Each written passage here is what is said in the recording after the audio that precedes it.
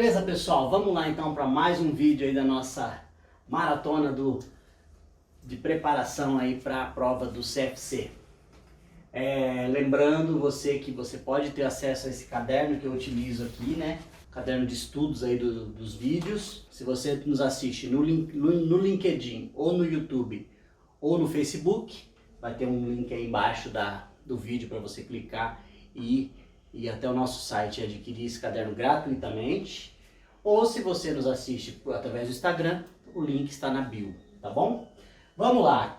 Questão 19 da prova de 2012. Lembrando que essa numeração é a numeração do meu caderno, não é a numeração da prova original, tá bom? Questão 19, então eu vou ler para você. Você pode acompanhar a leitura aí que vai aparecer para você. Em fevereiro de 2012, o estoque inicial de uma determinada matéria-prima numa indústria era de R$ 82.500. Durante o mês foram adquiridos R$ 1.950.000 dessa matéria-prima. No final do mês, o estoque era de 340 mil. Nessa operação foram desconsideradas as operações com impostos. O custo da matéria-prima consumida nesse período é de, letra A, 1.527.500, letra B, 1.692.500, letra C, 2.207.500, letra D, 2.372.500. Então, uma questãozinha bem simples, bem tranquila, que vai tratar de movimentação de estoque, né? Vai tratar, olha lá, o estoque inicial 82.500, as compras do período 1.950.000, o estoque final 340 mil. Vamos lá. Então, como que a gente trata essa movimentação? Olha lá, estoque inicial 82.500 reais, mais as compras do período, né? Compras de 1.950.000 reais. Então, o saldo que eu tenho antes de consumir é de 2.032.500 reais.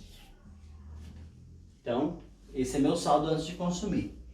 E aí, a informação que eu tenho que ficou um estoque final de 340 mil reais. Então pensa comigo, ó. Eu tinha 82.500, entrou 1.950.000, ficou um saldo de 2.032.500. E sobrou um saldo final de 340 mil, né? O valor do estoque final, 340 mil.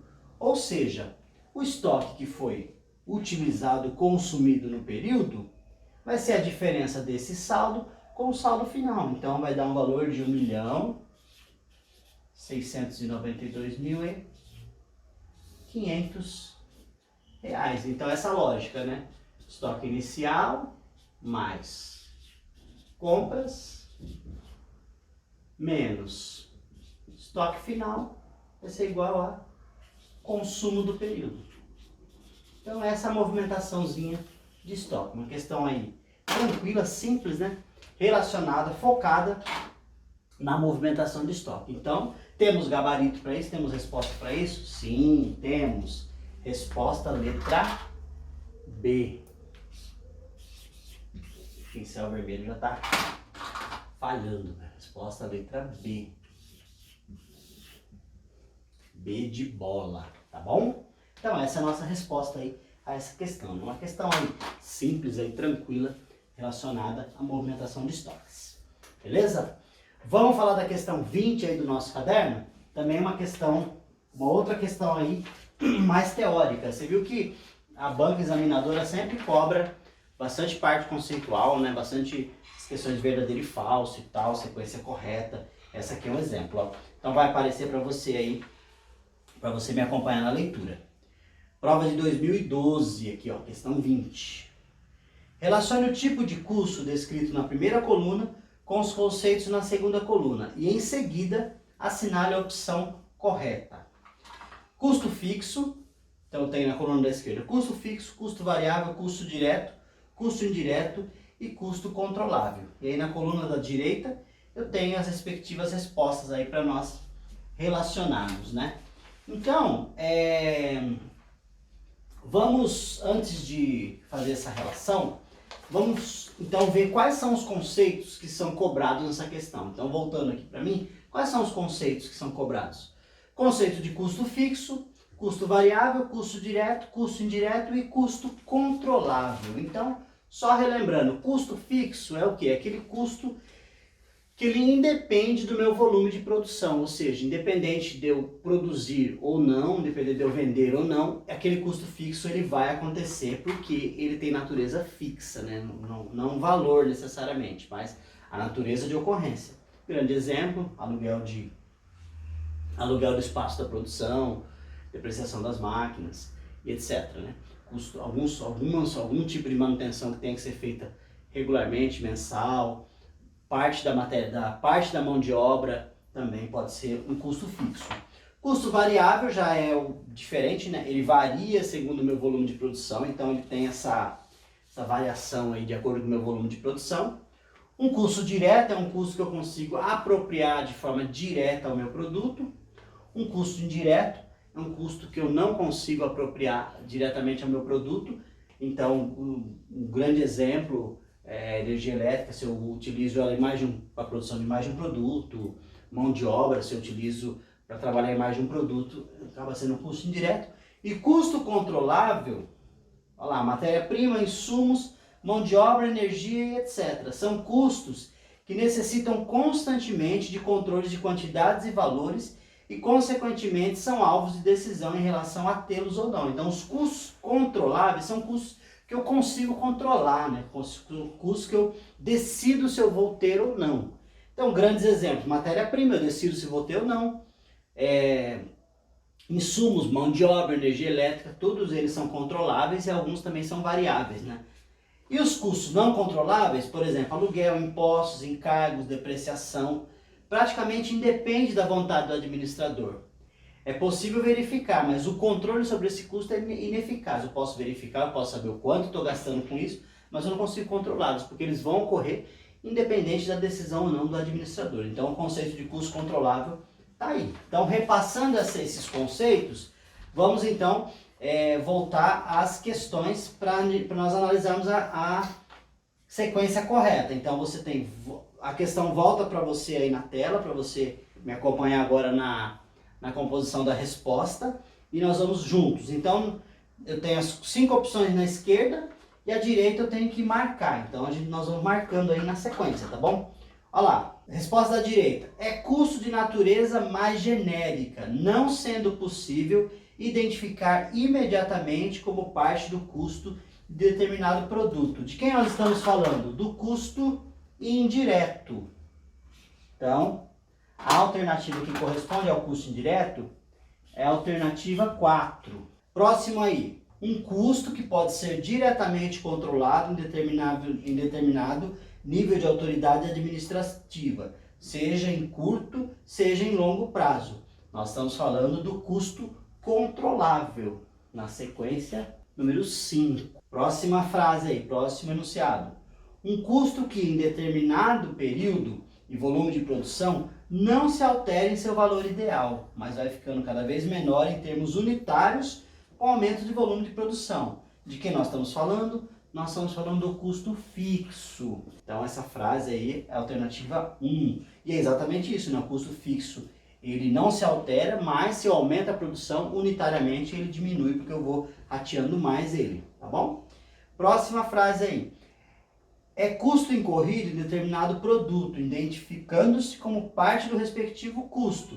De quem que eu estou falando? Do custo direto. E a última frase, um custo uniforme por unidade, mas que varia no total na proporção direta das variações da atividade total ou do volume de produção relacionado. Estou falando do custo variável. Ele varia no total na proporção direta das variações da atividade, ou seja, ele varia segundo o meu volume de atividade. Então, a sequência das frases é 4, 5, 1, 3 e 2. Essa sequência da marcação. 4, 5, 1, 3 e 2 corresponde à resposta da letra A. Então, a resposta correta a essa questão, letra A. Pode marcar aí no seu gabarito. Beleza? Vamos lá. Mais uma questão resolvida. Vamos para a terceira questão do vídeo de hoje. Também é uma questão da prova do Conselho Federal de Contabilidade do ano de 2012. Então me acompanha aí para nós lermos essa questão juntos. Vai aparecer para você na tela. Uma sociedade empresária produz um produto com preço de venda de R$10 por unidade. Os custos variáveis são R$8 por unidade e os custos fixos totalizam 18 mil por ano, dos quais 4 mil são relativos à depreciação. O patrimônio líquido da empresa é de 50 mil e a sua taxa mínima de atratividade é de 10% ao ano. O ponto de equilíbrio contábil, econômico e financeiro são, respectivamente, letra A, 9 mil unidades por ano, 11.500 unidades por ano, 7 mil unidades por ano. Aqui eu estou falando do contábil, econômico e financeiro, tá? Letra B, contábil 9 mil, econômico 11.500, financeiro 9.500. Letra C, contábil 9 mil, econômico 7 mil e financeiro 9.500. Letra D, contábil 9 mil, econômico 9.500 e financeiro 7 mil por ano. Ou seja, aqui ele está perguntando na sequência qual que é a quantidade de ponto de equilíbrio contábil, do econômico e do financeiro. Então, beleza. Então, para a gente resolver essa questão, nós vamos trabalhar 3 conceitos aqui, né? Primeiro, o conceito do ponto de equilíbrio contábil. Ponto de equilíbrio contábil é o quê? É a quantidade ou valor que a empresa fatura que atende a cobertura de todos os meus custos e despesas fixas. Ele é dado pelo custo e despesa fixa dividido pela margem de contribuição. Margem de contribuição é o quê? Margem de contribuição é o valor da receita de vendas menos o custo variável. Nós já vamos calcular. Vamos trabalhar esses valores aí. O ponto de equilíbrio econômico, ele representa o volume de faturamento suficiente para cobrir todos os gastos, ou seja, custos e despesas fixas e também o custo de oportunidade da empresa. Então, ele vai cobrir o custo e despesas fixas mais o custo de oportunidade da empresa e eu vou dividir pela margem de contribuição para encontrar o custo de o ponto de equilíbrio econômico. Então, eu tenho que cobrir a despesa fixa e eu tenho que cobrir o meu custo de oportunidade, que foi dado aí, nós já vamos resolver. E o ponto de equilíbrio financeiro representa o volume de faturamento suficiente para cobrir todos os gastos, ou seja, o custo de despesa fixa, com exceção daqueles gastos chamados não desembolsáveis, como, por exemplo, a depreciação. Então, que são chamados também de itens não monetários. Então, é um ponto de equilíbrio financeiro, seria o meu custo de despesa fixa, menos, eu excluo os itens não monetários, ou seja, os itens que não representam desembolso.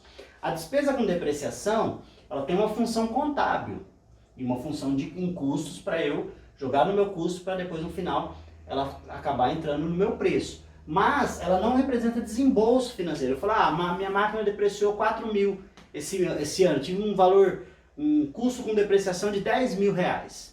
Saiu 10 mil reais do meu caixa? Ponto de vista financeiro saiu? Não. Então ele é um custo chamado não monetário.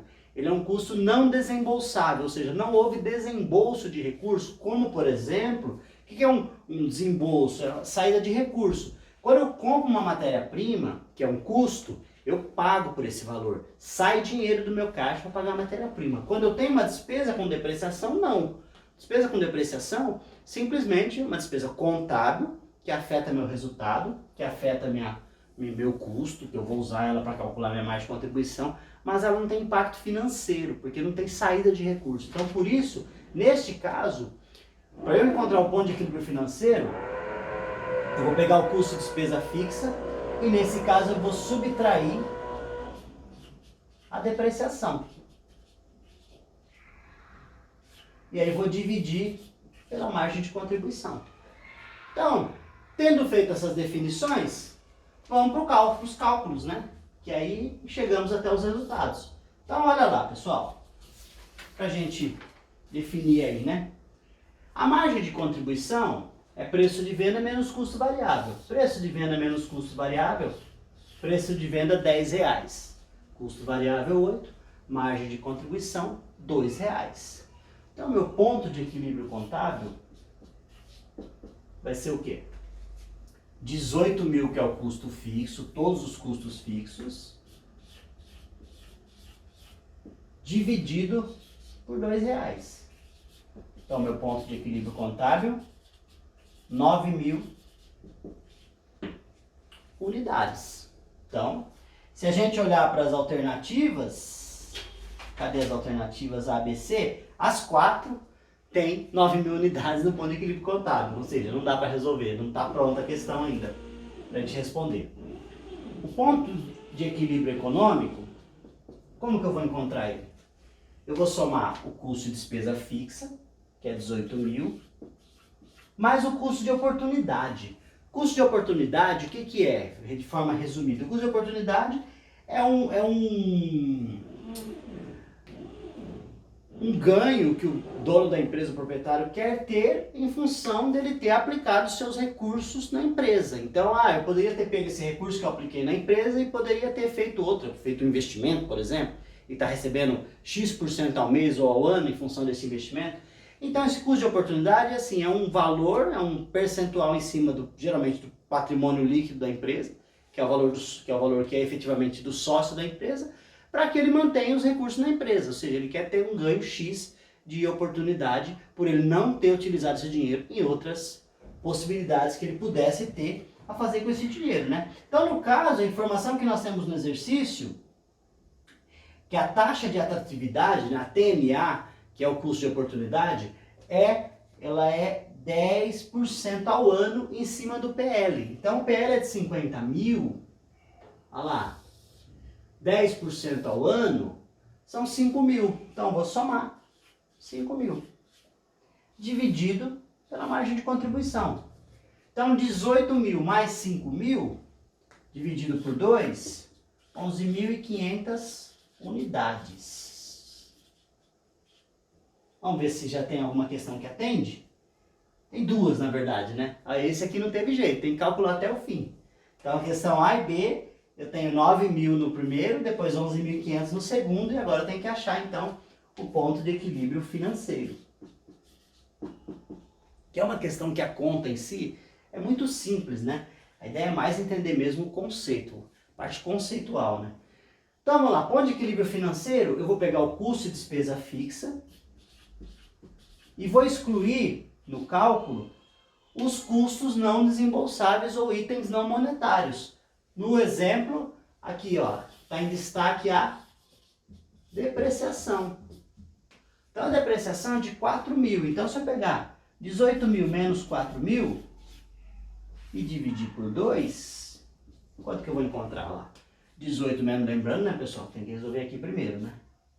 Só para não vacilar aí na conta, né? Então, 18 mil menos 4 mil, 14 mil dividido por 2,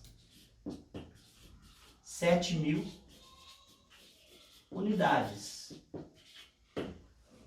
Ou seja, respectivamente, meu ponto de equilíbrio contábil é de 9.000 unidades, ou seja, a quantidade a ser vendida para cobrir meus custos fixos e eu ter um lucro igual a zero, 9.000 unidades. Meu ponto de equilíbrio econômico, quantidade a ser vendida para cobrir meu custo fixo e mais o meu custo de oportunidade, ou minha TMA, minha taxa mínima de atratividade, que foi determinada como 10% do PL, da empresa está aqui. Então, 18 mil mais 5 mil, que é 10% do PL, que é 50 mil, 23 mil dividido por 2, 11.500, meu ponto de equilíbrio econômico. E por último, meu ponto de equilíbrio financeiro, onde eu pego todos os custos e despesas fixas e excluo os itens não monetários ou os itens não desembolsáveis, em que não há desembolso de dinheiro. No exemplo, a depreciação, ela não representa desembolso de recursos financeiros. Então, 18 mil menos 4 mil dá 14 mil, dividido por 2, 7 mil. Então, a resposta, 9 mil, 11.500, 7 mil. Se nós olharmos para a questão, Gabarito letra A. Letra A atende aí a nossas respostas. Então, pessoal, esses foram nossos 3 exercícios de hoje, né? Estamos firmes nessa maratona aí. Logo mais vão ter mais 3 exercícios. Lembrando que não se esqueça de seguir o nosso canal, fazer seu comentário, fazer sua pergunta, questionamento. Esses vídeos são resultado, né, de um dos nossos seguidores, uma seguidora, na verdade, que pediu, né, sugeriu que nós resolvêssemos as questões de custos da prova do exame de suficiência contábil. Então esses vídeos são resultado disso, né, desse trabalho que a gente tem feito, desse feedback que a gente tem recebido das pessoas. Então estamos aí trabalhando nisso, beleza? Lembrando, você quer o caderno de questões resolvidas? YouTube, LinkedIn e Facebook, o link vai estar embaixo do vídeo, e no Instagram, link na bio. Abraço e até o próximo vídeo.